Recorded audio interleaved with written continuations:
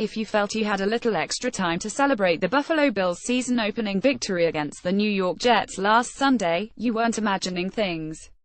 The Bills and Jets played one of the fastest games of Week 1. With a duration of 2 hours and 54 minutes from opening kickoff until the final second expired, it shared second place with the Denver Broncos' win against the Los Angeles Chargers behind the 2 hours 48 minutes it took the Dallas Cowboys to beat the New York Giants.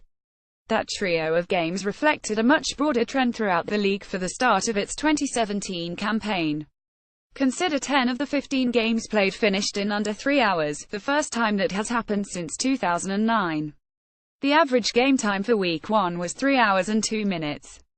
That's about 3 minutes faster than the average game time for Week 1 of 2016 and about 5 minutes faster than the average for the entire 16 season. It was only 1 week, so this is where we insert the disclaimer that you shouldn't overreact to those numbers any more than you should to the final scores. What's significant, however, is that after an 8% decline in television ratings last year, the NFL is making a concerted effort to accelerate the pace of games.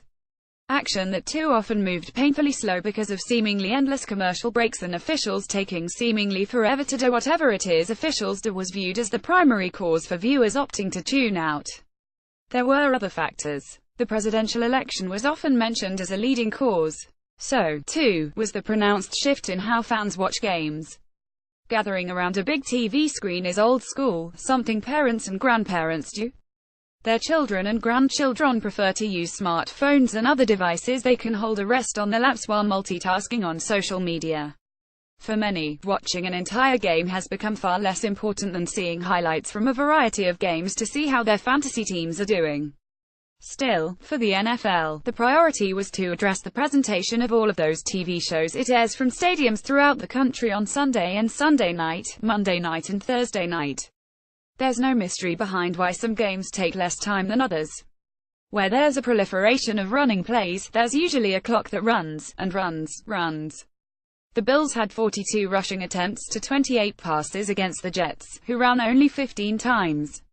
Of course, in the pass-happy NFL, no one in the league's hierarchy wants to bank its multi-billion-dollar future that is mainly funded by TV advertising on ground-oriented game plans.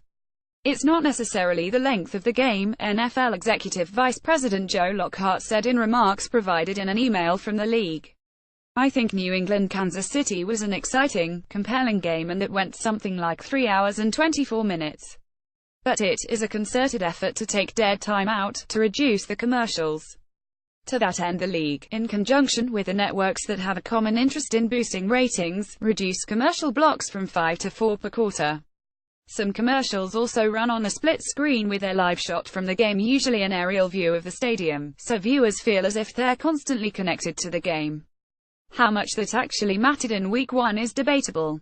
Sunday 1 o'clock and 4 o'clock ratings saw a staggering drop of 13% from Week 1 of 2016, although most of that was blamed on Hurricane Irma slamming into Florida and knocking out power to a large number of residents, while the Weather Channel and CNN pulled millions of eyeballs away from game coverage.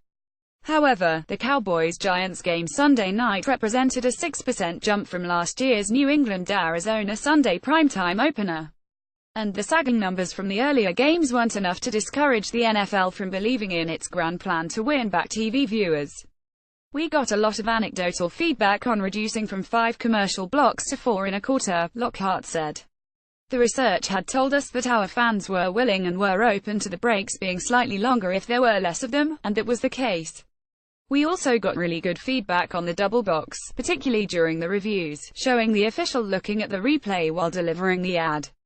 I hear from our partners advertisers that those performed very well, and they've seen them in some of the major golf tournaments and the World Series last year.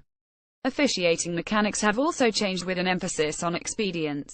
Rather than walking to the sidelines and going under a hood to review plays, officials have a computer tablet carried to them on the field. And rather than wait for a commercial break to end for the official to announce whether the ruling on the field stands or is reversed, the networks now tend to stay with the broadcast. You'll see more often than not that they'll stay, Lockhart said. One option is to go to the double box, so at least the fans know that there is a ruling coming. We'll see it there and we'll see it in other places. The network partners are looking at the best way to do it. It was interesting talking to some of our partners at the opening Thursday night game about the feedback they were getting from advertisers. The double box commercials performed as well, and in some cases even better, in terms of recall and effectiveness. I think you'll see a lot more of that in the NFL and other live sporting events, too. Anything to make the experience faster.